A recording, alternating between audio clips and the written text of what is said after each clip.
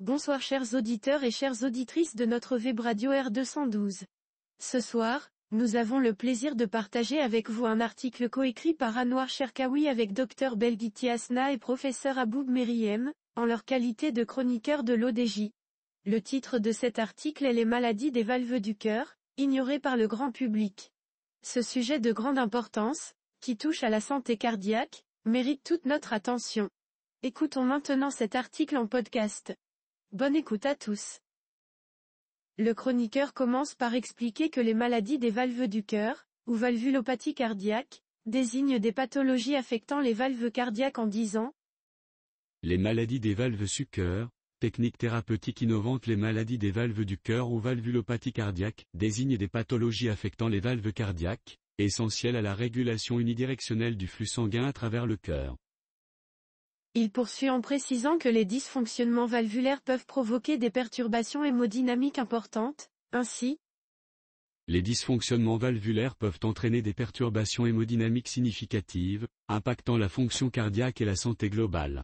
Les principales étiologies des valvulopathies incluent la valvulopathie rhumatismale, qui reste la première cause dans notre pays, les infections telles que l'endocardite infectieuse, les anomalies congénitales et la dégénérescence liée à l'âge.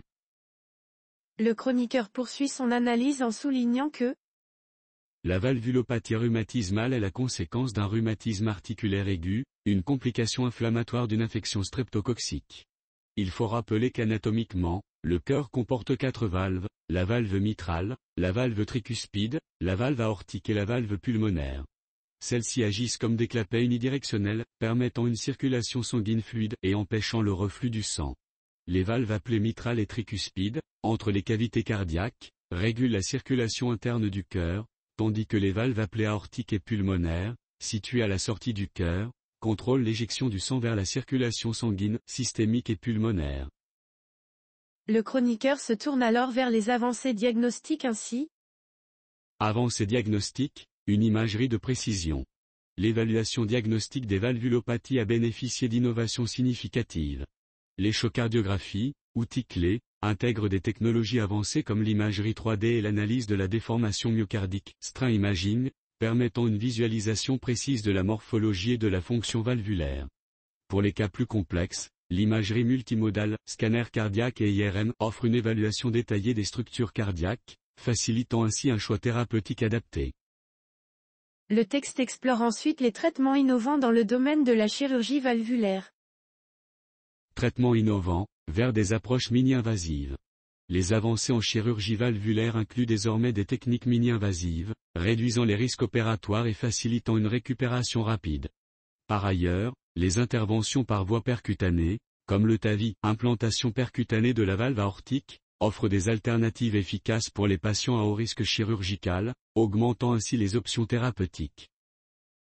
L'auteur insiste ensuite sur l'importance de la prévention pour limiter l'incidence des valvulopathies rhumatismales. Un pilier de la prise en charge des valvulopathies. La prévention reste essentielle, notamment pour limiter l'incidence des valvulopathies rhumatismales.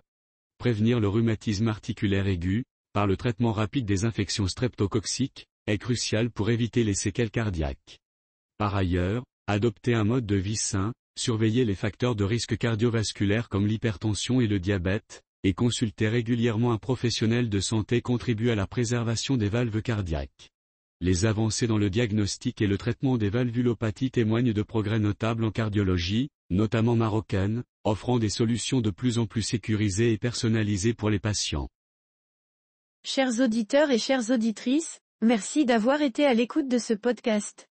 Nous espérons que cet article vous a sensibilisé aux enjeux des maladies des valves cardiaques et à l'importance d'une bonne prise en charge. Restez à l'écoute de R212 pour de nouveaux podcasts enrichissants. À très bientôt. Avec toute notre gratitude, l'équipe de R212.